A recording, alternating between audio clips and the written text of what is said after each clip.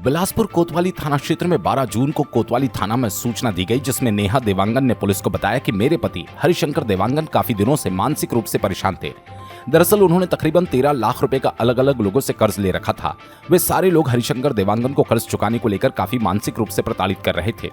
11 जून को हरिशंकर देवांगन ने परिवार वालों को इसके बारे में बताया। परिवार वालों ने हरिशंकर देवांगन के भेजे गए खाता नंबर पर 4,86,000 रुपए डाल दिए, जिसके बाद हरिशंकर का नंबर बंद आ रहा था और वो घर पर भी नहीं थे, जिसकी सूचना कोतवाली थाने में दी गई। 14 जून को हरिशंकर ने किसी दूसरे व्यक्ति के मोबाइल से अपने भाई को फोन किया। मैं कौनी थाना क्षेत्र के गुरु घासीदास विश्वविद्यालय के बाहर गिरा पड़ा हूँ। इतने में वहां के लोगों ने एम्बुलेंस की मदद से सिम्स अस्पताल में उनको भर्ती करवाया। परिवार वाले भी अस्पताल पहुंचकर उनसे मिले। तब तक उनकी तबीयत ठीक थी। 15 जून की सुबह 6 बजे अचानक उनकी मृत्यु हो गई, जिस पर परिवार वालों ने पूरे मामले को लेकर कहा कि मानसिक रूप से प्रताड़ित करने के कारण उनकी मृत्यु हुई, जिसकी सूक्ष्मता से पुलिस जांच करे और बिलासपुर जिले में चल रहे अवैध रूप से चाहे बैंक हो या ब्याज चलाने वाले, इनके ऊपर भी कड़ी से कड़ी कार्रवाई करने की आवश्यकता है। ये लोग पहले तो लोगों को लालच देकर फंसाते हैं, उसके बाद मानसिक रूप से प्रताड़ित करते हैं, जिस कारण आए दिन लोग आत्महत्या करने को मजबूर हो जाते हैं। इस दौरान सिम्स अस्पताल की लापरवाही भी देखने को मिली। सुबह से ही परिजनों को इधर उधर घुमाया जा रहा था, जिस कारण परिजन सिम्स के रवैये से नाराज है। अब पूरे मामले को लेकर पुलिस किस तरह से कार्रवाई करती है, देखने वाली बात होगी। जी, एक्चुअल में जो अभी आज हुआ है वो मेरे सगे बड़े भाई थे। ठीक है, ये कुछ दिनों से परेशान थे, मानसिक और फाइनेंशियली दोनों तनाव था इनके ऊपर। और एक्चुअल में क्या है, इनके ऊपर क्या बैंक का और बाहरी कर्ज इतना ज़्यादा हो गया था कि उसके चलते बहुत ज़्यादा तनाव में थे। और अभी जस्ट रिसेंट में कुछ दिन पहले ही लगभग अपने दोस्त या रिश्तेदार से लगभग 10 से 13 लाख रुपए के लगभग उधार लेके घर से निकले थे और 3 दिन तक घर से नहीं आए थे। और तीसरे दिन बाद हमको भाई किसी दूसरे के थ्रू मिले हैं, जो कि कोनी के पास मिले हैं, और हमको सिम्स में हॉस्पिटल ने किसी के थ्रू पता चला तो हम आए वहाँ पे और एक कल शाम को एडमिट किया और आज सवेरे ऐसा घटना हो गया। क्या लगता है आपको, किसके ऊपर शक लग रहा है कि ऐसा हो किया? देखिए, ये सबसे ज़्यादा मेरे को लगता है जो कर्जदार थे, ठीक है, जो आज के समय में जो ऑनलाइन जो कर्ज जो लोन जो चला रहे हैं सट्टा टाइप का, मेरे को सबसे ज़्यादा उनके ऊपर डर है, डाउट लग रहा है। क्योंकि भाई आज तक कभी किसी के ऊपर जिक्र नहीं किए थे, लेकिन मुझे डाउट लग रहा था कि उस मोबाइल वोबाइल से करते थे ना, तो ऐसा मुझे डाउट लग रहा है। और लगभग पैसे वगैरह का भी है क्या लेन देन? मेरे ख्याल से आज भी पैसे का है, क्योंकि बहुत ज़्यादा प्रताड़ित थे और वो बहुत तनाव में थे। किसी से खुल के बता भी नहीं पा रहे थे कि एक्चुअल में मामला क्या है, क्या बात है। मैं भी कई बार पूछने की कोशिश किया, भाई क्या मैटर है, बता, मैं तेरा भाई हूँ, जो मेरे से बन पाएगा मैं करूँगा, लेकिन कुछ भी नहीं बता पाया मेरे को भी।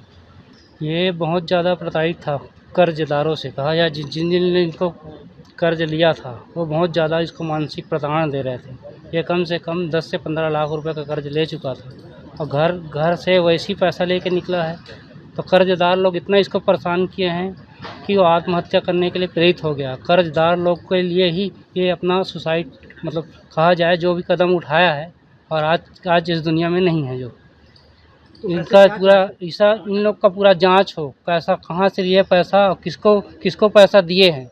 सब पैसा जो दिए हैं, जितने जो दिए हैं सब एक नंबर में पैसा दिए हैं, फ़ोन पे ही किए हैं। और ये जितना सबको पैसा दिया है वो सबको फ़ोन पे ही किया है। सब तो कुछ न कुछ डिटेल है। लोगों को बताया था ये बताता कुछ नहीं था, मैं मानसिक परेशान हूँ बस कर, मेरे को बहुत ज़्यादा पैसे की ज़रूरत है कह के बताता था। और सब कुछ आप लोग सहयोग किए थे पैसा को लेकर के? आप लोग परिवार वाले सभी परिवार है, दोस्त यार है, रिश्तेदार है, सभी से कर्ज लिया है। कितना सहयोग किए थे आप लोग?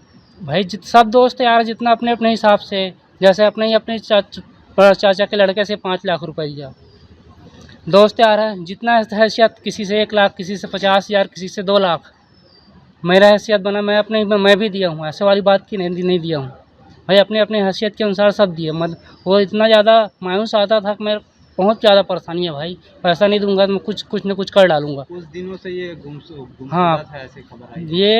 ये करीबन 15-20 रोज महीने रोज से एकदम गुमसुम रहता था, किसी को कुछ नहीं बताता था। बताने से नहीं ऐसा है कह के घुमा देता था बस। 2 दिनों से अभी नहीं है घर पे ऐसा? हाँ, 2 दिन नहीं 3 दिन से घर से लापता था। ये बुधवार को सुबह 10 बजे घर से निकल गया था।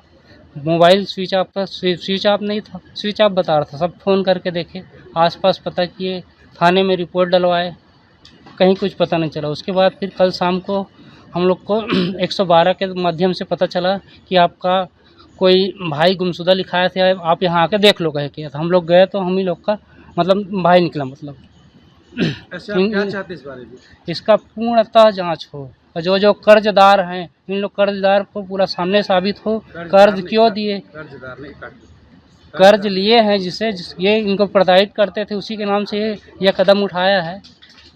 इन लोग का पूरा सज़ा मिलना चाहिए। ऐसा नहीं है कि इन लोग को छोड़ दिए, आज इसके लिए हुआ है। कई लोग भाई लोग कर्ज दिए हैं, उन लोग आत्महत्या करते पता ही नहीं चलता।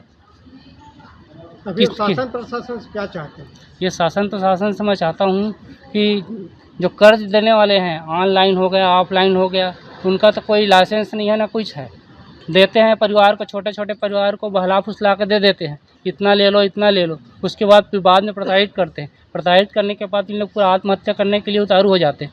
कितनों परिवार का घर उजड़ गया है अभी तो तक। ऐसे लोगों के ऊपर कार्रवाई चाहते हैं क्या? ऐसे इन लोग के ऊपर कार्रवाई पूरा होना चाहिए, कानून को सख्त होना चाहिए कि ऐसे ना दें।